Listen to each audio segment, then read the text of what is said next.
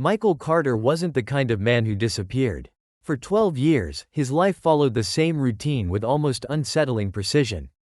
Every weekday at exactly 6:15 a.m., he kissed his wife, Emily, on the forehead, grabbed a travel mug of coffee, and drove the same route to work.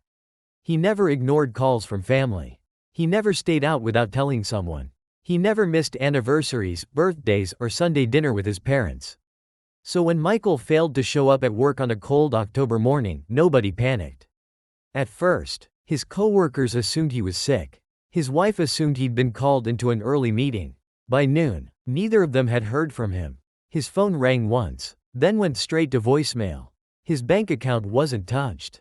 His credit cards weren't used. His car was nowhere to be found. It was as if Michael Carter had simply vanished. But what investigators uncovered over the following weeks would raise a question that nobody saw coming. Why did this loving husband suddenly disappear? And by the time police uncovered the truth, one family would never be the same again.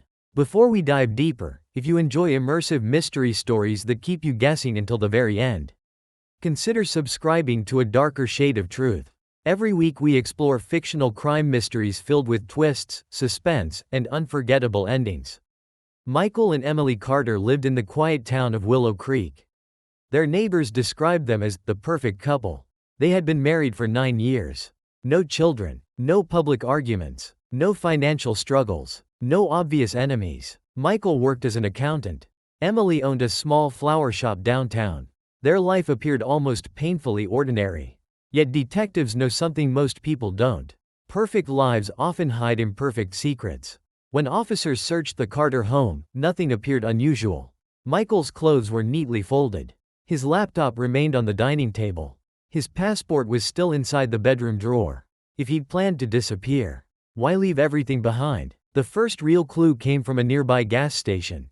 Security footage showed Michael stopping for coffee at exactly 6:27 a.m. He smiled at the cashier, paid in cash, walked outside. Then, the camera captured a black SUV pulling beside his car. Michael appeared surprised. He spoke briefly with someone inside. Then he climbed into the SUV willingly. His own car remained parked at the station. No struggle, no panic, no signs of fear. Whoever was inside that vehicle, Michael knew them. Detectives spent days trying to identify the SUV. Nothing. No readable license plate. No clear view of the driver. The investigation stalled until Emily received a mysterious envelope. Inside, a single photograph. Michael, alive, standing near an old lakeside cabin.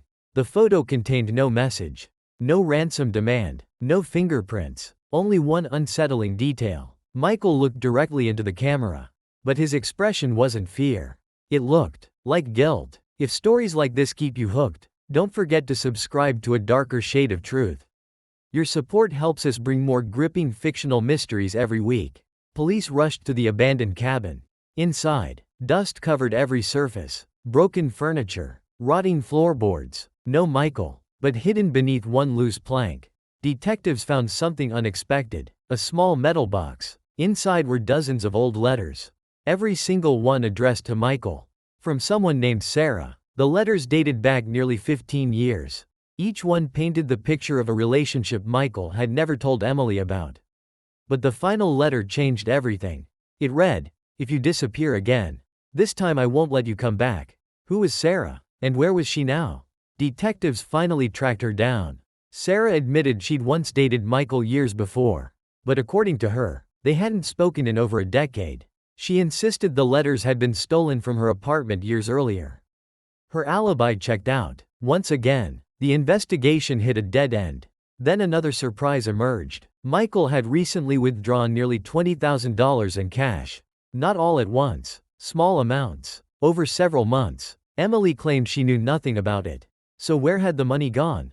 Forensic accountants followed the trail. Every withdrawal ended the same way. Cash, no digital footprint, no purchases, nothing. It was as though someone had carefully planned to disappear without leaving evidence. But Michael wasn't acting like a man escaping his life. He'd renewed his home insurance, scheduled a dental appointment, bought anniversary flowers for Emily 2 days before vanishing. None of it made sense. 3 weeks into the investigation, a fisherman made a horrifying discovery. Michael's wallet, floating near the edge of Pine Lake. Inside, everything remained untouched. Cash, driver's license, family photos. But there was one item investigators knew hadn't been there before. A tiny handwritten note. It contained only 4 words. "Stop looking for me." Emily refused to believe Michael wrote it. Detectives weren't so sure. If you're still trying to piece together this mystery, you're not alone. That's exactly what we love exploring here on A Darker Shade of Truth, where every clue matters. Handwriting experts eventually confirmed the note was genuine. Michael had written it. But why? Police reopened every interview, every phone record, every financial statement. Then they noticed something strange. For months before disappearing, Michael had been making regular visits to a nursing home. Emily had never mentioned it. Neither had Michael. Inside the nursing home lived an elderly man named Thomas Reed. Thomas claimed Michael visited every Friday. Not as a friend, as a son. The room fell silent. Michael Carter wasn't Michael Carter. His real name was Daniel Reed. Years earlier, he had changed his identity after surviving a violent crime that claimed several members of his family. Only a handful of people knew the truth. Someone from that forgotten chapter had finally found him. Police believed they finally understood. Michael hadn't abandoned his family. He'd run to protect them. But protect them from whom? The answer arrived one rainy evening.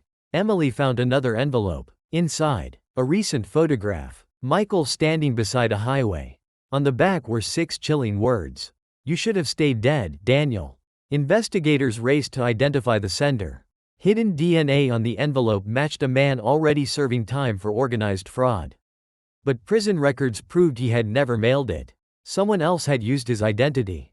The mystery deepened. Then, a highway traffic camera captured Michael one final time. He was alive, walking alone, looking over his shoulder every few seconds, as though someone was following him. Moments later, the footage ended. No more sightings ever surfaced. Months later, the case officially became a long-term missing persons investigation. Some detectives believed Michael had successfully disappeared again to protect Emily. Others believed he'd met with foul play before he ever got the chance.